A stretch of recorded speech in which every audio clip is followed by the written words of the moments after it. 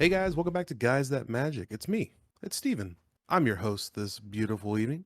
I'm joined by David and Shane. Say what's up, guys. Yo, what's going on? What's up, nerds? Got a couple cards this time for spoiler season, not too many. I think this is probably one of my favorite ways to do this when we don't have too many because I think we spend a little bit more time on the cards if I'm honest with you. What do you guys think? If they're good. Actually, if they're bad, never mind. If they're good, we just That's say a good valid card, point. good, and we skip to the next. Other than a few cards, I think this set has been pretty great so far. I would agree. Even lore-wise. I mean, there's definitely a ton to talk about, and especially whenever it comes later on for those of you who want for those of you who want to check out our commander grades videos. Like, oh my goodness, there's so many legendary creatures in this set. It's going to be Yeah, a long definitely. video. It definitely state that's going to be a multi-part video in my mind. Oh my gosh. Anyways, let's get on to the first card. This is Lotho, Corrupt Shirriff.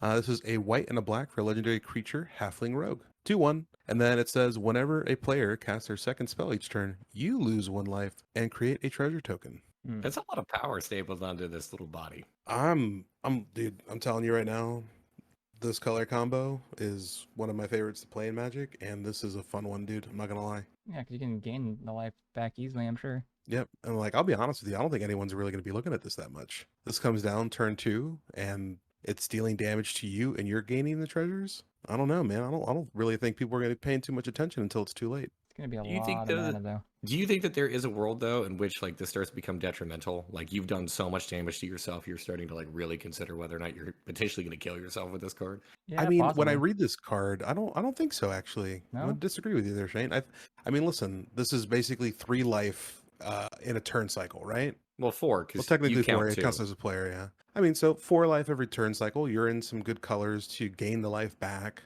I mean, obviously, you're building around this commander a little bit. I think that, I don't know, man. I don't really see a lot of bad here. I mean, I definitely get where you're coming from. Like, it has to have a little bit of a negative, but I think this is going to be very strong.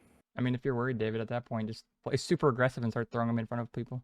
I mean, yeah, you definitely could. I just figured like I would at least like to pose that because from I don't know, and we'll talk more about. Never mind. We'll talk more about the my other thoughts whenever it comes to the commander grades video because I have some thoughts about him actually as a commander. As far as just like in a draft environment, I don't know if he's super good. I mean, he's solid. He comes down early, but I don't know if I really want my rare to be a 2/1. I mean, that is probably the most painful part about this card is that it is a 2/1, but a lot of upside there regardless. All right, let's move on to the next one, guys. We have Gloin, Dwarf Envoy. This is 2 and a red for a legendary creature, Dwarf Advisor. It's a 3/3. It says, whenever you cast a historic spell, create a treasure token.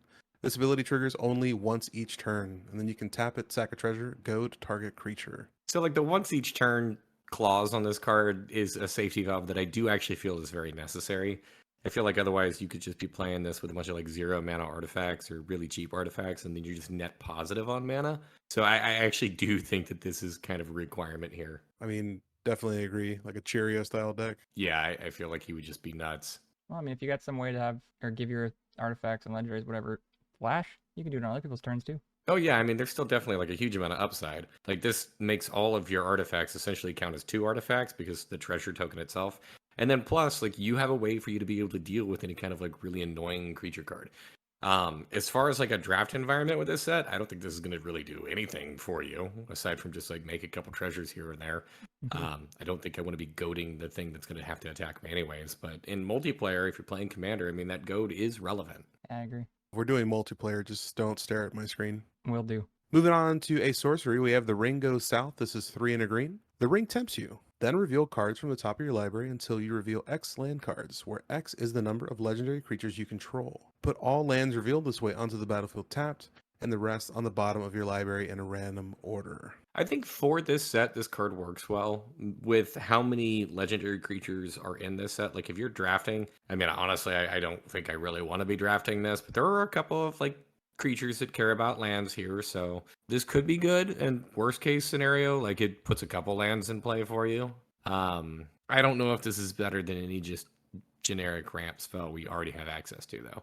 I think that's where I'm thinking about on this card. Like, would I rather just play better ramps? Not better, but would I just rather play more ramp spells? You know what this actually might be really good in? And this is kind of a niche, but that deck that Hunter just upgraded from Cute to Brute, you turn that into a legendary matters deck. This would be great great like grab lands for that deck. Yeah, I mean, like, how many legendary creatures do you think you would need to have in play in order for this to actually count as worth it?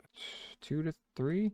I mean, okay, for the cost, 4 mana to go and get 2 lands. That's normal, right? Yeah, but I feel like at the same time, they could also like you're probably looking at better options out there for that. I feel like for me personally, I would argue 3 is like the minimum number. Well, and then this card gives you a 4th because the first thing of the ring tempting you makes a card legendary. You know What I what? will Actually, that's a good point.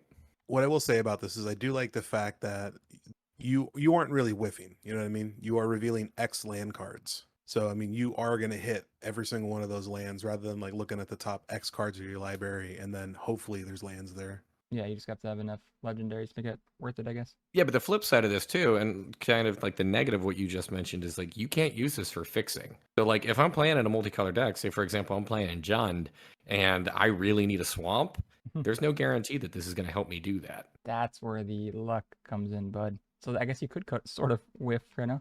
You'll get the land, but it might not be the colors you need. Yeah, it's also not basic either though, so that's I guess another upside. So there's a lot to unpack with this card. Yeah, it's pretty. I think we're. I don't say we're. I don't think I'm high on this card, but I think it's solid. I don't care for this card whatsoever. I feel like this might be one that I want to see it in action before I kind of dismiss it. All right, let's move on to the next one. We have Press the Enemy. This is 2 and 2 blue for an instant. It says return target spell or non-land permanent an opponent controls to its owner's hand. You may cast an instant or sorcery spell with equal or lesser mana value from your hand without paying its mana cost. That's an interesting bounce spell. It's not even just a bounce spell. You can return target spell. Yeah. Right, it's so, like like- on the stack too. Yeah. It's like a counter So- spell that can give you something from your hand, right? Like it's crazy. True. I do also feel like, with that being said, you're not really countering them, you're delaying them because it's going to go back to their hand. And then also, you have to have something in your hand worth actually casting at that point in time to really maximize this. Yeah. My biggest thing is like, this is 4 mana to start, and leaving 4 mana up to potentially do nothing is never a good thing. Agreed. Yeah. That I will 100% agree with. Is this better than Counterspell? I Mm. don't think it ever is. Yeah, I guess you're right. Debatable. It's all circumstantial. I mean, with counterspell, obviously you're just wanting to counter the spell. With this, you're not really countering it. You're just next turn for them, Yeah. if not the same turn. Like you said. But I guess it's, yeah, you're just, I mean, then there's better cards like Delay, for instance. Yeah, I mean, the upside on this is like you might be able to do something based off of what you like temporarily delayed your opponent for. I don't really see the upside being warranted here. I don't actually care for this card. I don't think this card's very good. All right, I think you and I are kind of like flip-flopping on that last one, so that's exactly how I felt on that last card. Next up, we have Faramir, Prince of Ithilien. This is 2, a white and a blue for legendary creature Human Noble. It's a 3/3. It says at the beginning of your end step, choose an opponent. At the beginning of that player's next end step, you draw a card if they didn't attack you that turn. Otherwise, create 3 1/1 white human soldier creature tokens. Okay. That's some diplomacy right there, dude. I mean, this is the kind of diplomacy and like pillow fortiness that I can get behind because like you're gonna get something regardless. You're either gonna draw a card or you're making 3 creatures, and both of those are great. Dude, I really like this. Like, you sure you want to attack me? Because next turn. And I'll have some 1/1s. obviously, you're in a really cool color with white to just play a whole bunch of things that will make those 1/1s just aggressively large. I think we're all in agreement here. I Good would card, say. good. I would say so. Let's go ahead and talk about probably one of the most talked about cards on Reddit that we've seen so far today. This is Stern Scolding. This is 1 blue for an instant. It says counter target creature spell with power or toughness 2 or less. Interesting. Maybe lore-wise? I mean, not putting it in my deck, but cool, I guess. I don't think that this is like specifically us for a target audience. Whenever I look at a card like this, I definitely think this is much more modern playable, maybe Pioneer playable. I don't think this is probably going to be something that I want to play in the draft environment, and I definitely don't want to be playing something like this in EDH.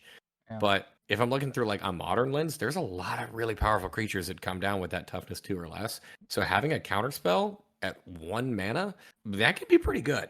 That's The true. only downside here really being is that like it could only hit creatures. That is true as well. So modern or if you're playing against Hunter's annoying wall deck. Arcades? Because they all have I two mean, less, right? it's yeah, I guess, yeah. It's power or toughness, so I don't know, man.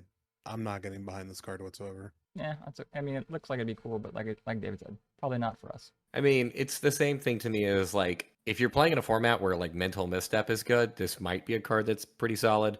If you're not playing in a format where that would be a good card, though, like I don't think Stern Scolding is going to be something that you probably even want to consider. Yeah, Gandalf's pissed. All right, well, you heard it here first. Gandalf's pissed. Fool of a took. What? God, I don't know. Well, guys, that'll wrap up spoiler season for the day. I do feel like we will possibly see a couple more cards. We're missing some main characters from the Lord of the Rings story, so hopefully those will pop up soon. Also, looking forward to seeing the full deck list for all the commander decks. You guys ready for that? I am. I'm very excited for this one. I'm I sure got you to are. build a legendary creature that I really I really enjoy. So Yeah, well, for everyone at home, we did randomly roll for those decks, and I'm excited to see you guys watch the videos because it's going to be kind of funny. But as always, we want to thank you guys for continuing to watch us fool around on this YouTube stuff.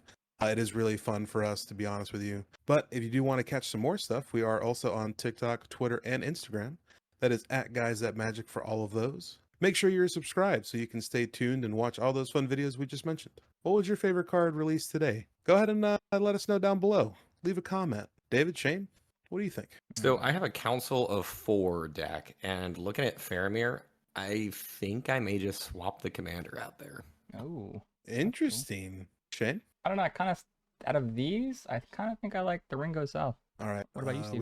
We just got a bunch of people that unsubscribed. Shut up. Give me your favorite card. Yeah, I mean, my favorite card, hands down, has to be the first one we talked about, Lotho, Corrupt Sheriff, or Great as I card. like to say, Shirriff. Oh, you do, huh? Is that what that? I like saying Shirriff. I think it's funnier. But that'll do it, guys. Thank you so much again, and stay tuned for the next one. Later. Peace. Bye bye.